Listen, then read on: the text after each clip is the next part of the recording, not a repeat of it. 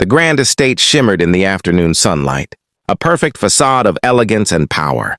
Meghan Markle walked in with her usual confidence, her entourage trailing just behind her.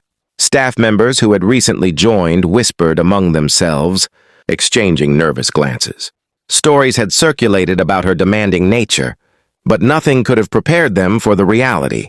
Her former staff, who had bravely stepped forward in the past, recounted similar experiences to new recruits, warning them about Meghan's legendary perfectionism.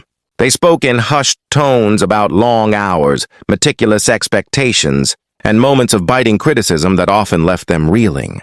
Yet Meghan's charm remained undeniable. Warm smiles, graceful gestures, and the occasional heartfelt conversation.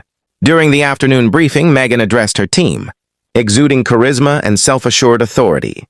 She spoke about her vision for charitable work, humanitarian causes, and personal initiatives.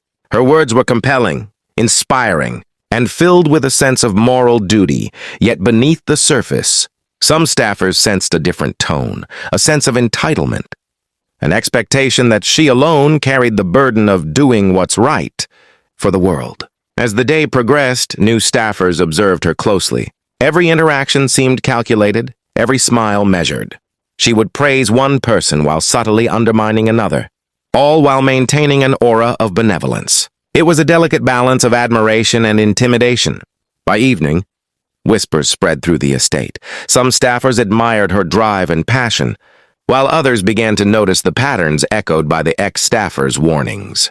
They had entered a world of glamour and influence, but also a world where personal ego and expectations often overshadowed collaboration and mutual respect. 2 weeks into the new staffer's tenure, tensions quietly began to bubble.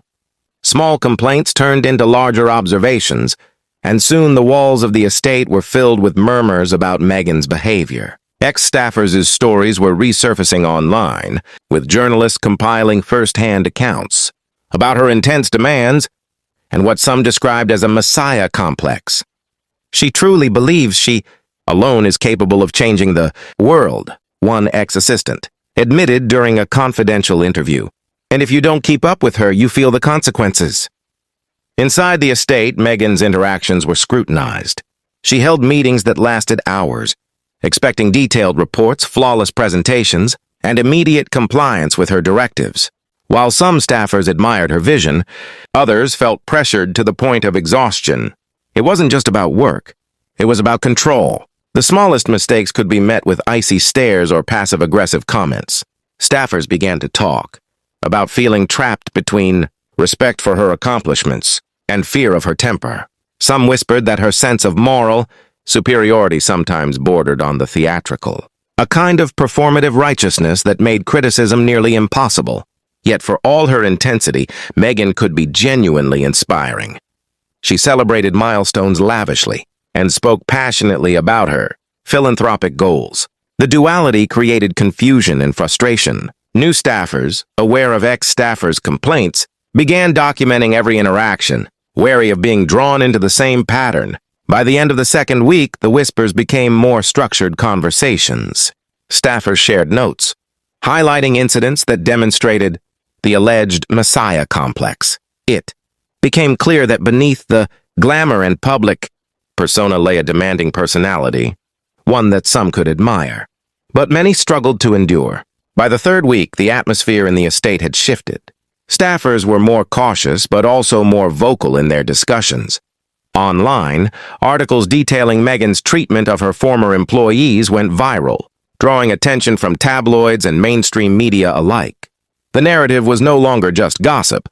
It was an unfolding reality. Inside the estate, Meghan's charisma remained, but so did the scrutiny. Staffers navigated each day with a delicate balance of professionalism and caution, learning how to anticipate her moods, manage expectations, and avoid mistakes that could spark criticism. Some adapted quickly, mastering the dance. Others faltered, quietly planning their exits. Meanwhile, the ex-staffers' stories continued to provide a framework. They served as cautionary tales, a guide to surviving in a demanding environment.